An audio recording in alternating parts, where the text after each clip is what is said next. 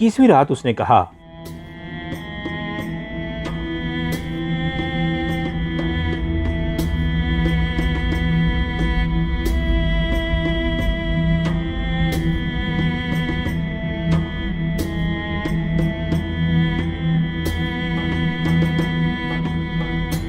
جب خلیفہ نے اس جوان کا قصہ سنا تو وہ نہایت غضبناک ہوا اور اس نے قسم کھا کر کہا کہ وہ سوائے غلام کے کسی اور کو پھانسی نہ دے گا۔ پھر اس نے جعفر کو حکم دیا کہ اس ملعون غلام کو حاضر کر جس کی وجہ سے یہ معاملہ چلا، اور اگر تو اسے حاضر نہ کرے گا تو پھر اس کی جگہ تو ہوگا۔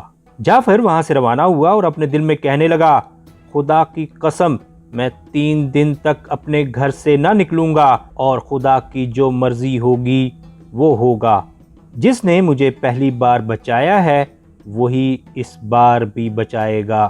3 دن تک وہ اپنے گھر میں بیٹھا رہا، اور چوتھے دن خلیفہ کا فرستادہ آیا اور کہنے لگا کہ خلیفہ بے حد غصے میں ہے اور اس نے قسم کھائی ہے کہ وہ تجھے شام سے پہلے پھانسی دے دے گا۔ جب جعفر نے یہ سنا تو وہ رونے لگا اور سارے گھر والوں سے رخصت ہوا۔ جب وہ سب سے رخصت ہو چکا تو اپنی چھوٹی بیٹی کے پاس گیا کہ اس سے رخصت ہو لے۔ جب اسے سینے سے لگایا تو اس کی جیب میں کوئی گول سی چیز معلوم ہوئی۔ اس نے کہا کہ تیری جیب میں کیا ہے؟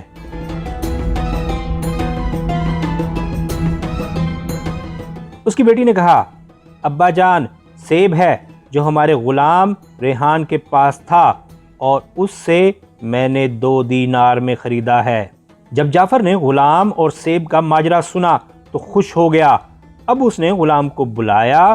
جب وہ آیا تو جعفر نے کہا کہ لعنت ہو تجھ پر، اے ریحان، یہ سیب تجھے کہاں سے ملا؟ غلام نے کہا، اے آقا، میں آپ سے جھوٹ ہرگز نہیں بولوں گا، اور اس نے سارا واقعہ جعفر کو سنا دیا جو جوان کے بیٹے اور اس کے درمیان پیش آیا تھا، اور کہا کہ چھوٹی بی بی نے مجھے 2 سونے کے دینار دے کر اسے مجھ سے لے لیا۔ بس یہی ہے اس سیب کا قصہ۔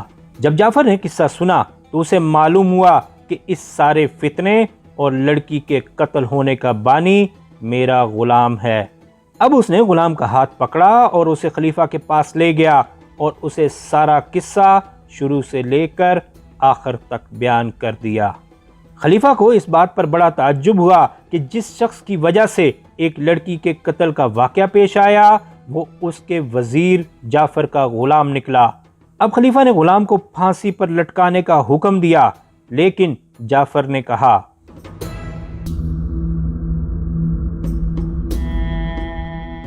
اے امیر المومنین، میں آپ کی خدمت میں اس سے بھی عجیب واقعہ بیان کرتا ہوں۔ اگر وہ آپ کو اس لڑکی کے واقعے سے عجیب لگے تو آپ میرے غلام کو معاف کر دینا، اور دوسری صورت میں جو آپ کی مرضی۔ خلیفہ نے کہا کہ اگر وہ کہانی اس ماجرے سے جس کا اتفاق ہمیں ہوا ہے عجیب تر ہوگی تو میں تیری خاطر تیرے غلام کا خون بخش دوں گا، اور اگر اس سے عجیب نہ ہوئی تو اس کو قتل کر دوں گا۔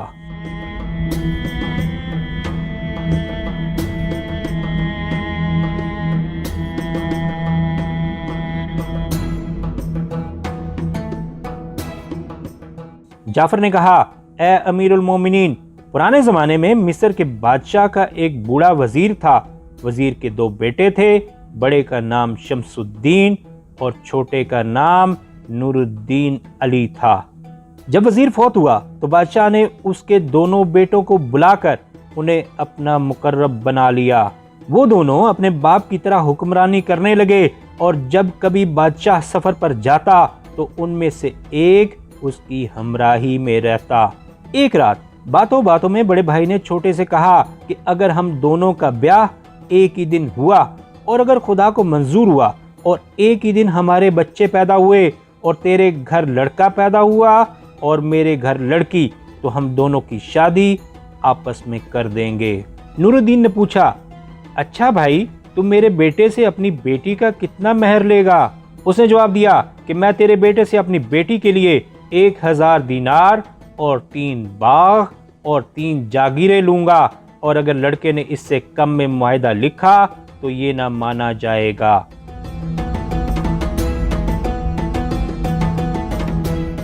جب نور الدین نے یہ بات سنی تو کہنے لگا کہ یہ بھی کوئی مہر ہے جس کی شرط تو میرے بیٹے سے کرنا چاہتا ہے؟ تجھے تو یہ لازم ہے کہ تو اپنی بیٹی میرے بیٹے کو بغیر مہر کے دے، اور اگر مہر کا ہونا ضروری ہے تو تھوڑا سا مقرر کر لیجیو تاکہ لوگ جان جائیں کہ مہر بندہ ہے۔ لیکن تو میرے ساتھ غیروں والا سلوک کر رہا ہے، اور تجھے معلوم ہے کہ ہمارا نام میرے لڑکے سے چلے گا نہ کہ تیری لڑکی سے۔ شمس الدین نے کہا، میں دیکھتا ہوں کہ تو میری ہتک کر رہا ہے اور اپنے بیٹے کو میری بیٹی پر ترجیح دیتا ہے۔ بے شک تو ناسمجھ ہے اور اخلاق سے مبرہ۔ اب چونکہ تو ایسی باتیں کرتا ہے، خدا کی قسم میں اپنی بیٹی کی شادی تیرے بیٹے سے ہرگز نہ کروں گا، خواہ تو لڑکی کو سونے ہی میں کیوں نہ تول دے۔ جب نور الدین نے اپنے بھائی کی باتیں سنی تو اسے غصہ آ گیا اور کہنے لگا کہ میں بھی اپنے بیٹے کی شادی تیری بیٹی سے ہرگز نہ کروں گا۔ اس پر شمس الدین نے کہا کہ میں بھی کبھی اس بات پر رضامند نہ ہوں گا کہ تیرا بیٹا میری بیٹی کا شوہر بنے۔ جب نور الدین نے اپنے بھائی کی باتیں سنی تو وہ طیش میں آ گیا، لیکن اس نے ظاہر نہ کیا اور دونوں نے الگ الگ رات گزاری۔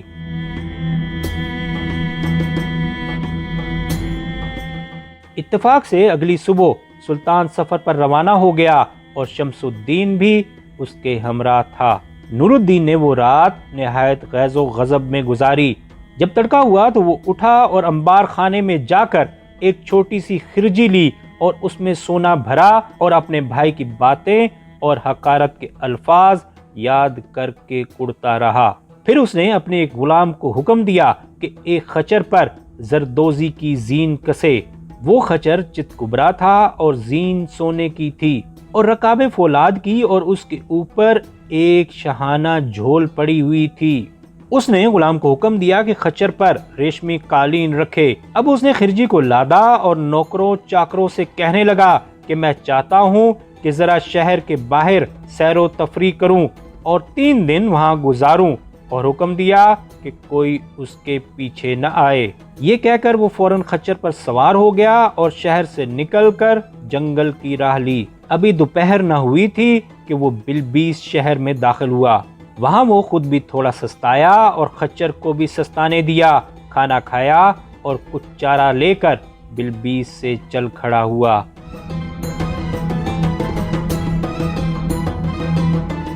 رات سے کچھ دیر پہلے وہ سعدیہ کے مقام پر پہنچا۔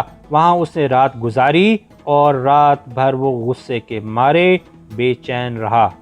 جب سویرا ہوا تو وہ خچر پر سوار ہو کر چل دیا اور حلب پہنچا اور ایک کارواں سرائے میں 3 دن آرام کیا۔ اس کے بعد اس نے پھر سفر کی ٹھان لی اور چلتے چلتے وہ بصرے پہنچا، اور جب تک وہ سرائے میں داخل نہ ہوا اس کو معلوم نہ تھا کہ یہ شہر بصرہ ہے۔ وہاں اس نے خچر کو 4 جامے کے ساتھ دربان کے حوالے کیا کہ اسے پھرا لائے۔ اتفاق سے بصرے کا وزیر اپنے محل کی کھڑکی میں بیٹھا ہوا تھا اور اس کی نظر خچر اور اس کے قیمتی 4 جامے پر پڑی، اور اسے خیال ہوا کہ یہ شاہانہ جلوس کا خچر ہے اور وزیروں اور بادشاہوں کی سواری کاسا ہے۔ اس نے ایک نوکر کو حکم دیا کہ اس دربان کو لے آئے۔ نوکر گیا اور دربان کو لے کر وزیر کی خدمت میں پیش کیا۔ وزیر نے دربان سے کہا کہ اس خچر کا مالک کون ہے اور اس کا حلیہ کیا ہے؟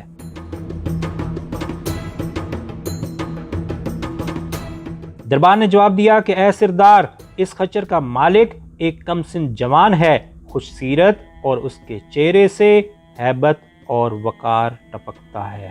جب وزیر نے دربان کی باتیں سنی تو وہ سرائے گیا اور جوان سے ملا۔ جب نور الدین نے دیکھا کہ وزیر اس کے پاس آیا ہے تو آگے بڑھ کر اس کو سلام کیا۔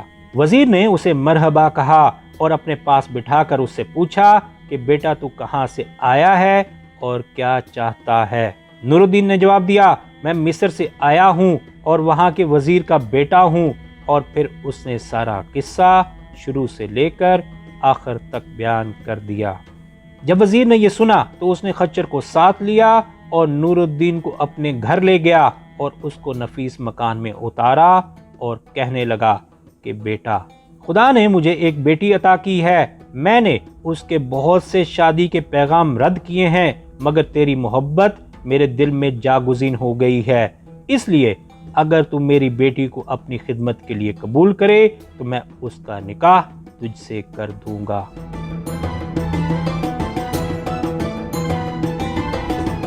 جب نور الدین نے بصرے کے وزیر کی باتیں سنی تو اس نے اپنا سر نیچا کر لیا اور کہا کہ بصر و چشم۔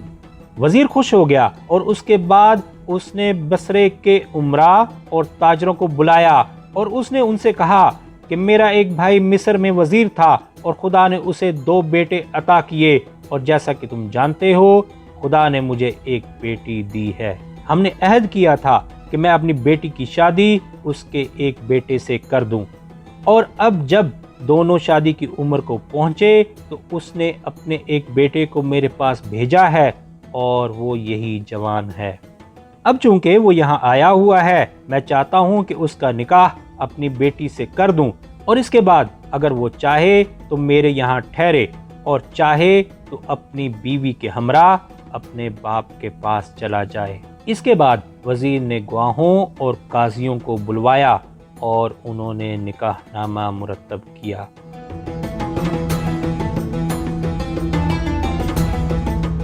ادھر شمس الدین ایک مدت تک سلطان کے ساتھ سفر میں رہا، اور جب لوٹا تو اپنے بھائی کو نہ پایا۔ اس نے نوکروں سے پوچھا تو انہوں نے کہا کہ جس روز تو سلطان کی ہمراہی میں روانہ ہوا تھا اسی روز وہ بھی اپنے خچر پر سوار ہو کر چلا گیا اور کہہ گیا کہ کوئی میرے پیچھے نہ آئے۔ وہ 3 دن کا کہہ کر گیا تھا، مگر جس روز سے وہ گیا ہے آج تک اس کی کوئی خبر نہیں آئی۔ شمس الدین اپنے بھائی کے فراق میں بہت پریشان ہوا اور اپنے دل میں کہنے لگا کہ اس کی وجہ یہی ہو سکتی ہے کہ میں نے اسے اس رات جھڑکا تھا، یہ اس کے دل پر گراں گزرا اور وہ چلا گیا۔ اس نے سلطان کو اس واقعے سے مطلع کیا اور ہر صوبے میں خطوط روانہ کیے۔ انہوں نے بہت تلاش کیا لیکن کہیں اس کی خبر نہ ملی۔ اب شمس الدین اپنے بھائی کی طرف سے نا امید ہو گیا اور کہنے لگا کہ میں نے بچوں کی شادی کے متعلق اپنے بھائی سے سخت کلامی کی تھی جو اس کے دل پر گراں گزری اور وہ ناراض ہو کر چلا گیا۔ تھوڑے دنوں کے بعد اس نے مصر کے ایک سوداگر کی بیٹی سے شادی کر لی۔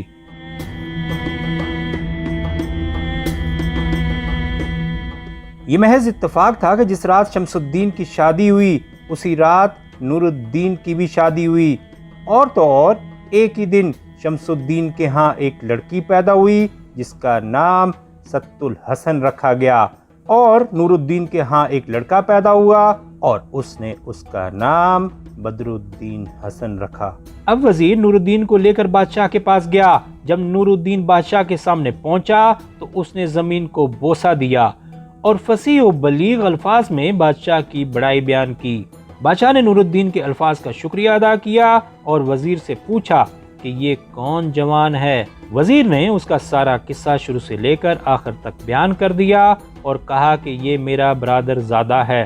بادشاہ نے کہا تیرا برادر زادہ کہاں سے آیا، کیونکہ ہم نے کبھی اس کے متعلق نہیں سنا۔ اس نے جواب دیا کہ اے میرے سرتاج، میرا ایک بھائی جو مصر میں وزیر تھا انتقال کر گیا ہے اور اس کے 2 بیٹے ہیں۔ بڑا بیٹا باپ کی جگہ وزیر ہو گیا ہے اور چھوٹا بیٹا میرے پاس آیا ہے۔ میں نے قسم کھائی تھی کہ میں اپنی بیٹی کی شادی اپنے بھائی کے بیٹوں میں سے کسی ایک کے ساتھ کروں گا، اور جب وہ آیا تو میں نے اپنی بیٹی کی شادی اس کے ساتھ کر دی۔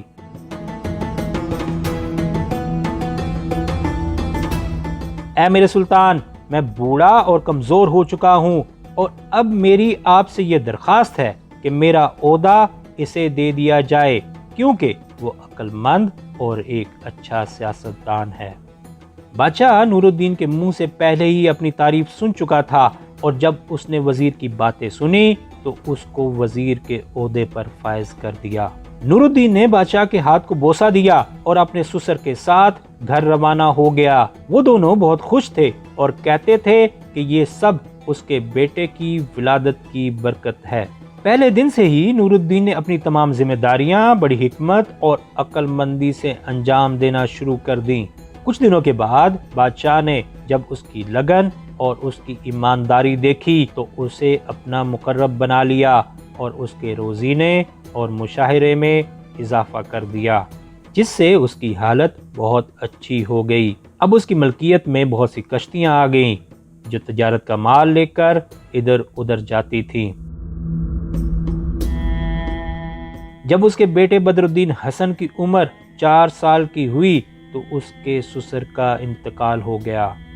بدر الدین حسن جب 7 سال کا ہوا تو اسے گھر پر پڑھانے کے لیے نور الدین نے ایک فقیہ مقرر کیا اور اس سے کہا کہ علم و ادب اور اچھی تربیت سکھائے۔ اس کی تعلیم و تربیت محل کے اندر ہی ہوتی تھی اور وہ کبھی محل سے باہر نہ گیا تھا۔